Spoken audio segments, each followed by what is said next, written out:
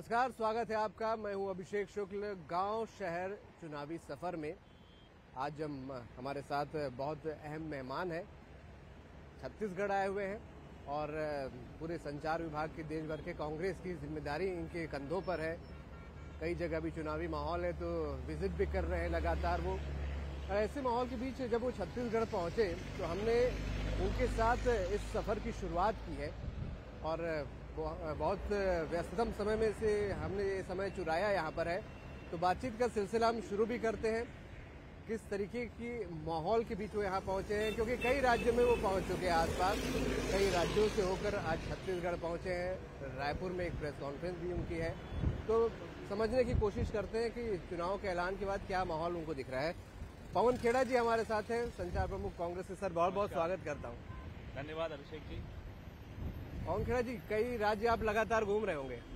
हाँ, लेकिन रथ यात्रा पहली बार कर रहा हूँ। इसका आनंद जो है सिर्फ बिल्कुल। आज रायपुर से पूरी रथ यात्रा कराते हैं, आपको ले जाएंगे और क्या माहौल है आप खुद फील भी कर सकते हैं। माहौल मैं जैसे राजस्थान गया तो वहाँ जो सड़कों में, गांव झाड़ियों में जो सुनाई देता है वो कि साहब इस बार राज नहीं बदलेगा, रिवाज बदलेगा। क्योंकि वहाँ आप जानते हैं पिछले 30 साल से रिवाज है कि हर 5 साल में सरकारें बदलती हैं। इस बार प्रो इनकम्बेंसी का चुनाव राजस्थान में देखा। मिजोरम में मैंने कुछ समय बिताया, वहाँ जो मणिपुर की घटनाएं हैं उसको लेकर बहुत ज्यादा निराशा और रोष है लोगों के मन में, और लोग ये मानते हैं कि इकलौती एक राजनीतिक पार्टी है जिसका नेता मणिपुर जाकर जख्मों पर मलहम लगाने की चेष्टा करता है, राहुल गांधी। तो वहाँ भी माहौल हमारे पक्ष में। अच्छा, छत्तीसगढ़ क्या आपको यहाँ से रिपोर्ट मिल रही है? छत्तीसगढ़ में बहुत अच्छी रिपोर्ट्स मिल रही है, इसे थोड़ा विलंब से आया।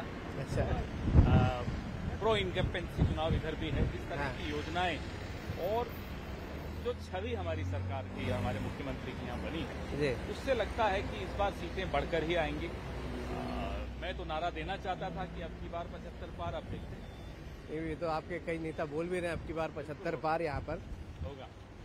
क्या आपको लग रहा है अहम मुद्दे हैं छत्तीसगढ़ में? खासकर मैं पहला सवाल, लिस्ट जो बीजेपी की आई है, उस लिस्ट के आने के बाद आप लोगों का क्या जजमेंट है, क्या माहौल है, उसको लेकर क्या फीडबैक? वो लिस्ट से ही समझ में आता है कि केंद्रीय नेतृत्व ने, भारतीय जनता पार्टी के केंद्रीय नेतृत्व ने एक तरह से हार स्वीकार कर ली। ज्यादा मेहनत नहीं कर रहे, ज्यादा दिमाग भी नहीं लगा रहे, और जो तथाकथित चाणक्य है भारतीय जनता पार्टी के, शायद वो छुट्टी पर हैं आजकल। पर कई दिग्गजों को उतारा गया है, कई बड़े चेहरे हैं, माना जा रहा है कि 15 साल वो राज भी यहाँ पर उन्होंने किया है, तो अनुभवी हैं।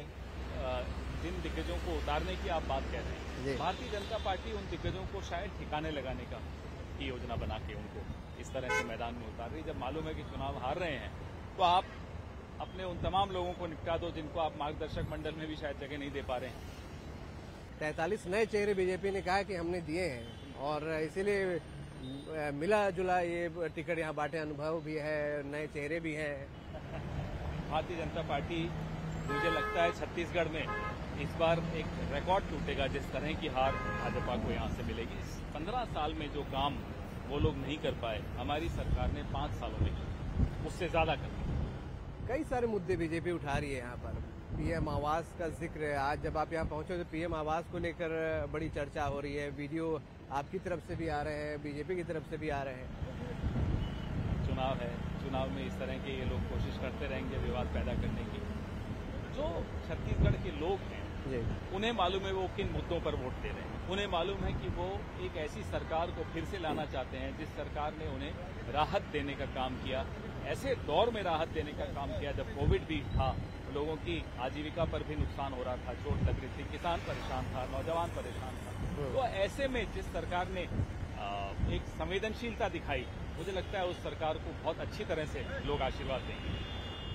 पीएम आवास का पैसा राज्यांश नहीं मिल रहा, केंद्र ने आरोप लगाया 16 लाख आवास नहीं मिल पाए। ये एक बड़े मुद्दे के तौर पर भाजपा ने एक बड़ी सभा भी की और फिर से इसे उठा रही है। इसका प्रभावी जवाब आपको मिलेगा, भाजपा को मिलेगा और उन तमाम लोगों को मिलेगा जो इसको एक मुद्दा बनाने की कोशिश करें। एक यूथ को लेकर एक मुद्दा हाल में बनाया जा रहा है, आपने भी सुना होगा। पीएससी एग्जाम को लेकर बीजेपी के कई नेता आ रहे हैं, हाईलाइट किया जा रहा है इसको, कोर्ट का भी जिक्र किया जा रहा है। क्या लग रहा है कि क्या इससे किस तरीके का नुकसान या किस तरीके की भरपाई कर पाएंगे, क्योंकि बीजेपी इसे टॉप पे रख रही है इस मुद्दे को? देखिए, सिर्फ मुद्दा बनाना है या तह तक जाना है किसी भी मुद्दे जी। मुद्दा बनाना है तो मुद्दा बनाने में तो 1 मिनट लगता है, लेकिन अगर तह तक जाना है करें शिकायत, एक लिखित शिकायत आएगी, जांच होगी, जो होगा सही सामने आता है। सिर्फ मुद्दा बनाना, हवा में आपको एक अफवाहें फैलाना, उससे तो काम नहीं चलता। तो इस पर कोर्ट ने भी टिप्पणी कर दी इस पर। उसमें मैं ज्यादा कोर्ट की टिप्पणी पर नहीं कुछ बोलना चाहूंगा जी। लेकिन किसी भी मुद्दे को या सब्जेक्ट को या इशू अगर तह तक जाना हो, उसकी कोई लिखित शिकायत हो और उसके बाद जांच हो, तब सब कुछ सामने आता है। बीजेपी ने अपनी लिस्ट जारी कर दी है, कांग्रेस के एक भी उम्मीदवार का नाम नहीं आया सामने। उसका कहना है कि हमने एक मानसिक बढ़त ले ली है लिस्ट जारी करके। ये नकल कर रहे हैं हमारी कर्नाटक वाली, क्योंकि कर्नाटक में हमने पहले लिस्ट निकाल ली तो उन्हें लगता शायद इसलिए वो लोग हार गए, हम जीत गए। कर्नाटक में हमारी जीत और इनकी हार के और भी कई कारण थे। वो कारण इनको शायद समझ में नहीं आया, उसका विश्लेषण नहीं किया। इनको लगता है कि सिर्फ लिस्ट पहले निकाल देने से, अब आप जल्दी हारना चाहते हो तो हम क्या करें, हारोगे तो उसी दिन जिस दिन रिजल्ट आएगा, भले रिजल्ट आप लिस्ट पहले निकाल दो या बाद में। तो कर्नाटक फॉर्मूला आप लोग छत्तीसगढ़ में लागू नहीं कर रहे? अलग अलग राज्य की अलग अलग परिस्थिति होती है, वस्तुस्थिति भिन्न होती है। 2 राज्यों को आप एक तुलना नहीं कर सकते। तो यहाँ की जो हकीकत है, यहाँ की जो वस्तुस्थिति है, उस हिसाब से रणनीति बनाई। इंफ्रास्ट्रक्चर को लेके कि कोई काम नहीं हुआ इंफ्रास्ट्रक्चर पर, या गौठान का जिक्र करते हैं वो।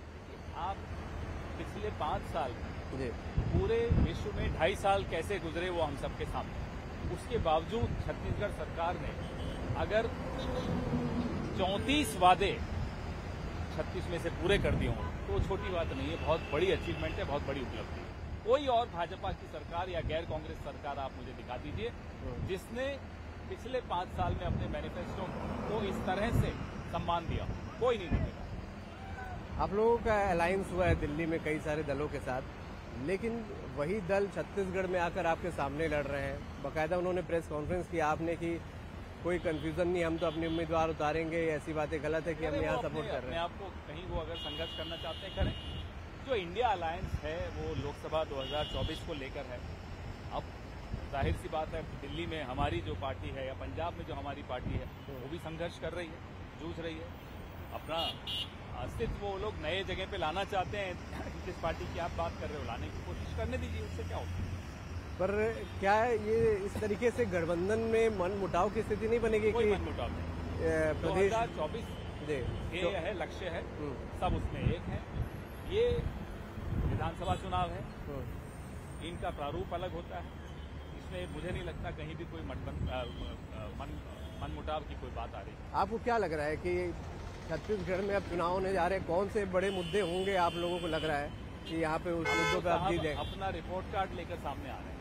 हम तो अपना बही खाता खोलकर बैठे हुए कि आइए देख लीजिए, ये कहा था, इससे बढ़कर किया, कम नहीं किया। उसके बाद एक कमजोर विपक्ष है, इसमें कोई शक की बात नहीं। ऐसा विपक्ष जिसको देखकर लोग इंस्पायर्ड फील नहीं करते, लोगों में मन में ये नहीं आता कि नहीं इनको मौका देना चाहिए। तो हम अपनी तपस्या और बढ़ाएंगे ताकि छत्तीसगढ़ को जो पिछले 15 साल भाजपा का शासन था उससे जो नुकसान हुआ, एक नए राज्य को बहुत लाभ हो सकता था, बहुत कुछ हो सकता था यहाँ जो नहीं हो पाया। हम वो पूरे वादे करेंगे और छत्तीसगढ़ को एक स्वर्णिम छत्तीसगढ़ बनाएंगे। छत्तीसगढ़ में विपक्ष कमजोर क्यों लग रहा है आपको? उनका कहना है कि वो दौड़ में है और बाकायदा वो तो जीत के दावा भी कर रहे हैं। आप तो वो उनसे पूछिए कि वो कमजोर क्यों उन्होंने रखा छत्तीसगढ़ के नेतृत्व को। छत्तीसगढ़ में भारतीय जनता पार्टी के पास नेतृत्व तो नहीं है और 15 साल का जो उनका एक कुशासन था वो आज तक मेरे को लगता है कि उनको नुकसान पहुंचा रहा है। तो उसमें मैं किसी का को ब्लेम करूं कि भाई केंद्रीय नेतृत्व कमजोर हो गया, छत्तीसगढ़ पे उन्होंने नया नेतृत्व नहीं दिया, मैं वो फायदा नहीं होगा। यहाँ किसी को भी वो नेता बनाए भाजपा, 15 साल का जो हिसाब किताब है वो उनको भारी पड़ेगा। 2018 में आपको लगता नहीं वो हिसाब किताब दे दिया? वो 5 साल 15 साल बहुत बड़ा वक्त होता है। 15 साल किसी को मौका मिले और उसके बाद वो एक तरह से जनता ठगा हुआ महसूस करे तो वो रोष जाने में भी टाइम लगता है। वो जो गुस्सा होता है उसको जाने में समय लगता है। बीजेपी बार बार बस्तर और सरगुजा के कुछ एरियो में धर्मांतरण का इशू भी लेकर आती है और उनका कहना है कि एक बड़ा मुद्दा है, आरोप लगाती है कि कांग्रेस के समय धर्मांतरण ज्यादा यहाँ पे हो रहा है। विवाद पैदा करने की इनकी आज की आदत नहीं है। ये जब हिंदू महासभा थे तब भी थी इनकी आदत, जब ये जनसंघ बने तब भी इनकी यही आदत थी। जब ये जनता पार्टी बने तब भी ये आदत थी, और अब ये भाजपा बने तब भी ये आदत है। तो इनके बारे में लोग जानते हैं कि ये अफवाहें फैलाने में उस्ताद हैं। संघ, भाजपा, कोई नाम आप दे दीजिए, ये अफवाहों के रिंग मास्टर हैं। तो अफवाहों के रिंग मास्टर हर जगह जाकर वहां देखते हैं कोई मुद्दा नहीं मिला, चलिए एक विवाद पैदा कर लीजिए। भारत का जो समाज है वो संवाद पे चलता है, विवाद पे नहीं चलता। पर इसका नुकसान कई बार आप लोगों को उठाना पड़ा है। देखिए, नुकसान और फायदे की बात नहीं हो रही, बात है सच और झूठ की। झूठ और सच की जब लड़ाई होती है तो अंतोगतवा सच ही की जीत होती है। आपको लगता है कि भाई टेम्परेरी कोई नुकसान हो गया, वो कोई बात नहीं। लोगों को समझ में आता है कि ये पार्टी सच के साथ खड़ी है, ये पार्टी विवादों से दूर रखती है समाज को। समाज में आज रोजी रोटी की लड़ाई, संघर्ष क्या है? नौजवान को नौकरी का संघर्ष है। ऐसे में आप विवाद पैदा करोगे तो आप नौजवान को व्यस्त तो कर दोगे, लेकिन समाज को ध्वस्त कर दोगे। बिल्कुल, ये बहुत अहम बात यहाँ पर आपने कही कि समाज को ध्वस्त कर दोगे। लेकिन अगर आप इसे अफवाह बोल रहे हैं तो इन अफवाहों का काट क्या है? क्योंकि बीजेपी आप बोल रहे हैं अफवाह फैलाने में माहिर है, इसको किस तरीके से काटेंगे, जनता के पास किस तरीके से समझाएंगे? क्योंकि इस मुद्दे को बार बार उठाया जा रहा है। हम अपना सकारात्मक जो एजेंडा है वो लेकर चल रहे हैं, और आप जैसे निर्भीक पत्रकार कहीं भी जा सकते हैं, कोई रोक टोक तो है नहीं। आप जाकर देखिए हकीकत क्या है, आपने देखी भी होगी। आप जैसे हैं कुछ निर्भीक पत्रकार जो देखते भी हैं, तो सच को आप दबा नहीं सकते। भारतीय जनता पार्टी कितने ही करोड़ों अरबों रुपए खर्च कर ले, सच की एक ऐसी आदत होती है कि वो निकल कर आता है और दिखने लगता है। आदिवासी भी बहुत अहम है, छत्तीसगढ़ आदिवासी राज्य भी माना जाता है। इस बीच सर्व आदिवासी समाज ने एक अलग से अपना दल भी बना लिया, वो भी मैदान में उतर रहे हैं। तो आदिवासियों के बीच क्या कांग्रेस की पैठ बीजेपी का कहना है कि पहले से कम हो रही है, उसे किस तरीके से देखते हैं? अपनी बात कहे तो ज्यादा अच्छा है, हमारे पर क्यों टिप्पणी करते हैं हमें नहीं समझ में आता। लेकिन एक ऐसी पार्टी जो आदिवासियों के हितों की न केवल बात करती है, पैसा कौन लाया, पैसा का कानून कौन लाया, ये सबके सामने है। कांग्रेस इकलौती ऐसी पार्टी है पूरे देश में जो हर वर्ग के हितों की बात करती है। उसमें समय लगता है, उसमें संघर्ष ज्यादा होता है, तपस्या लंबी करनी पड़ती है, लेकिन करते हैं। 75 साल अगर लगे इस देश को एकजुट करने में और एकजुट बनाने में, तो जाहिर सी बात है कठिन रास्ता है। अब हमारे पास भारतीय जनता पार्टी वाले शॉर्टकट्स तो है नहीं कि लड़ाई करवा दो और चुनाव जीत जाओ। हम उस तरह की राजनीति में विश्वास नहीं रखते। सबको जोड़कर चलना सबसे कठिन काम होता है, और उस कठिन काम को कांग्रेस ही करना चाहती है। हिंदुत्व एक बड़ा मुद्दा यहाँ पर बनाया गया। बीजेपी ने अभी बीरनपुर जो छत्तीसगढ़ में कांड हुआ था, उसमें जो मृतक है उसके पिता को भी बीजेपी ने टिकट दे दी, ईश्वर साहू को। तो क्या लग रहा है कि इस चुनाव में इसे एक बड़े मुद्दे के तौर पर बनाने की तैयारी है तो किस तरीके से इसे निपटेंगे? पिछले 10 साल में जो प्रयास इन्होंने पूरे देश में किए, आप छत्तीसगढ़ की बात कर रहे हैं, मैं पूरे देश की भी कर रहा हूँ। इनका प्रयास सिर्फ ये रहा कि कहाँ लोगों को आपस में लड़वा सकें, कहाँ लोगों की भावनाओं को उत्तेजित कर सकें, जिससे कि इनको लाभ मिल सके। लेकिन लोग अब समझ चुके हैं, लोगों को ये बात समझ में आ गई कि ये षड्यंत्र है, और ये षड्यंत्र के तहत अगर किसी को भड़काते हैं, कुछ करते हैं, मुझे लगता नहीं कि अब काट की हांडी दोबारा चढ़े। अच्छा, ये रायपुर शहर आप देख रहे हैं, यहाँ पे एक इंफ्रास्ट्रक्चर को लेकर या रोड को लेकर चर्चा होती है। आप लगातार रायपुर पहले भी आते रहे हैं, क्या बदलाव आपको नजर आता है जब आप अपनी सरकार में रायपुर पहुंच रहे हैं, राजधानी पहुंच रहे हैं? जब मैं पहले आता था, रमन सिंह जी की सरकार होती थी, अब जैसे चल रही है ना आपकी गाड़ी, वो चलती नहीं थी, रुक रुक कर चलती थी, ट्रैफिक जैम्स होते थे, गड्ढे होते थे। अब मुझे ये अंतर तो बहुत स्पष्ट तौर पे दिखता है कि अब ट्रैफिक में कोई ऐसा जैम नहीं हो रहा, सड़क बिल्कुल क्लियर दिख रही है। और जाहिर सी बात है, काम खत्म हो जाए ऐसा तो होता नहीं, काम तो बिल्कुल चलते रहना चाहिए। समस्याएं नई भी आती हैं, उनका निराकरण भी नए तौर पे करना जरूरी होता है, नई चुनौतियां आती हैं। तो ये कोई कह दे कि साहब हमारा काम खत्म हो गया, ये कभी नहीं होगा। महिला सुरक्षा को लेके यहाँ पर लगातार बातें हो रही हैं, बीच में कुछ रेप के कांड भी यहाँ पर हुए और इसको लेकर इशू बने काफी, सुरक्षा को लेकर। सामाजिक दृष्टि से एक ये ऐसा मुद्दा है जिसको हम सबको मिलकर इसका मुकाबला करना पड़ेगा।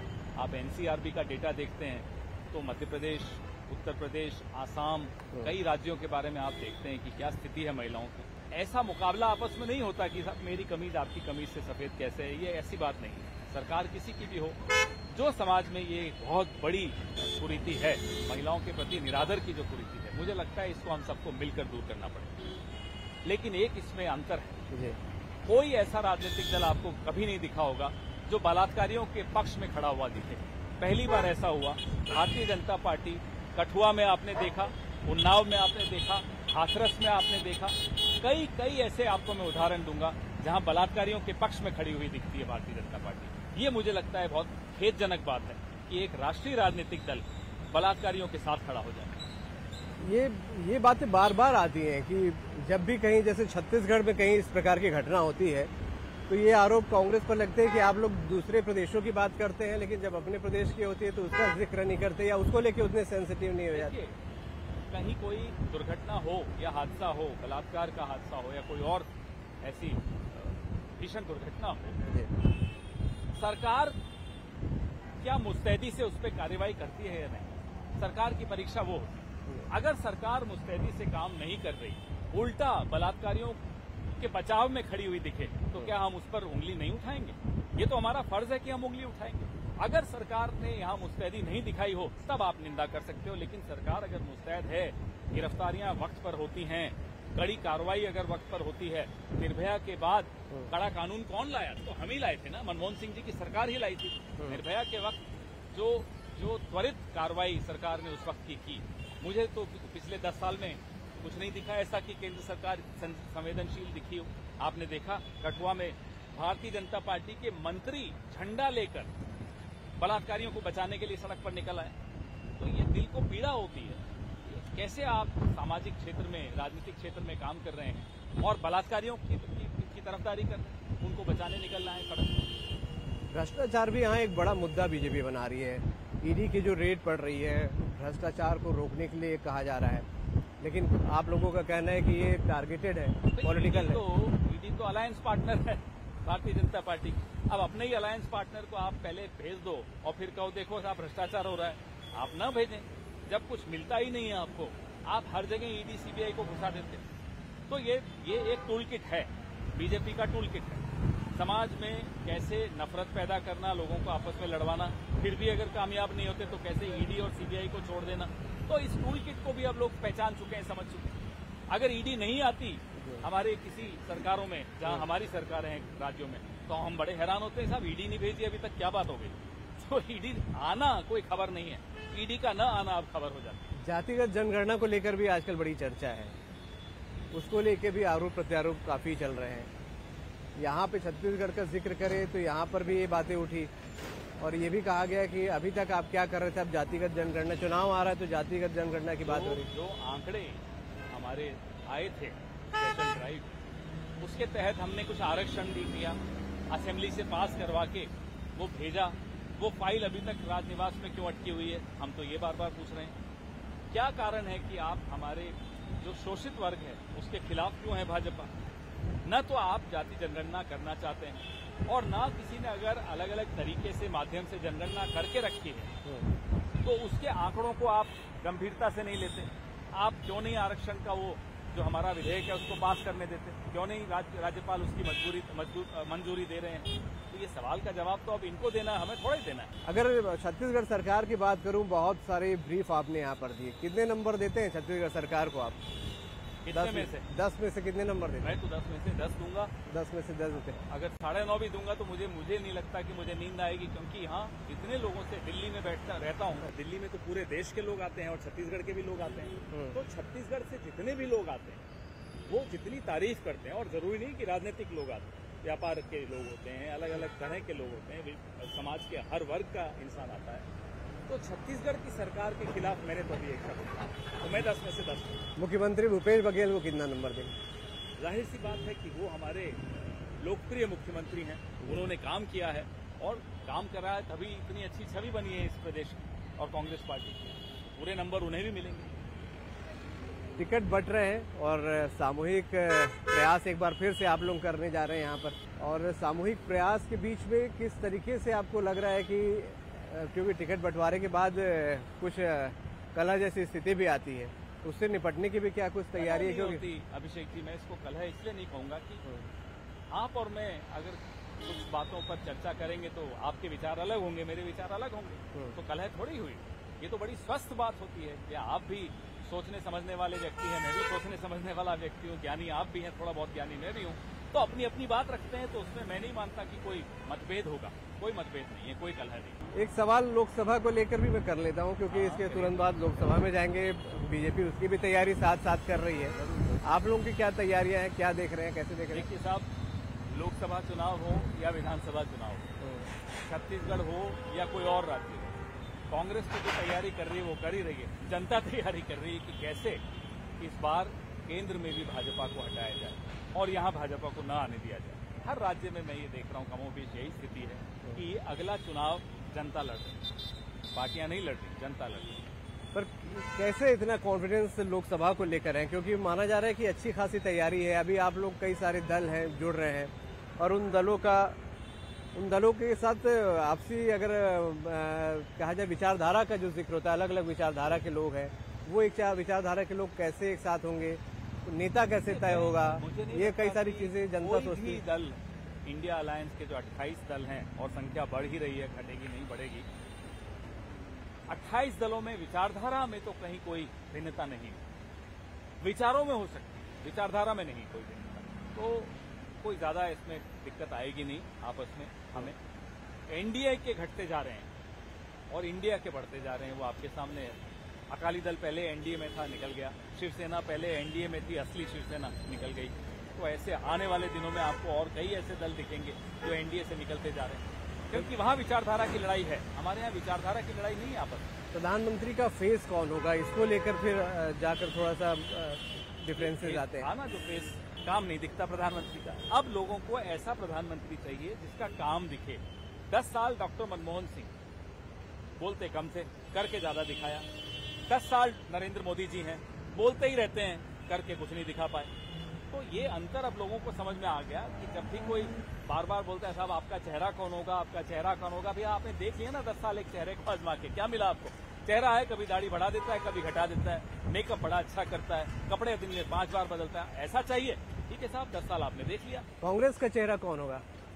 ये हमारी एक पार्टी में प्रक्रिया है तय करने की, वो प्रक्रिया का हिस्सा है। उस प्रक्रिया में जो निकल कर आएगा वो सबके सामने होगा। तो गांव शहर चुनावी सफर में हमारे साथ पवन खेड़ा जी थे, और अच्छी बातचीत हुई, और रायपुर दर्शन भी हमने उनको कराए हैं। धन्यवाद, मजेदार बातचीत रही। पवन जी बहुत बहुत शुक्रिया हमारे साथ बातचीत के लिए। अच्छा लगा। तो इजाजत दीजिए, ये सफर जारी रहेगा लगातार चुनाव तक, और फिर किसी शख्सियत से हम मुलाकात करेंगे। नमस्कार।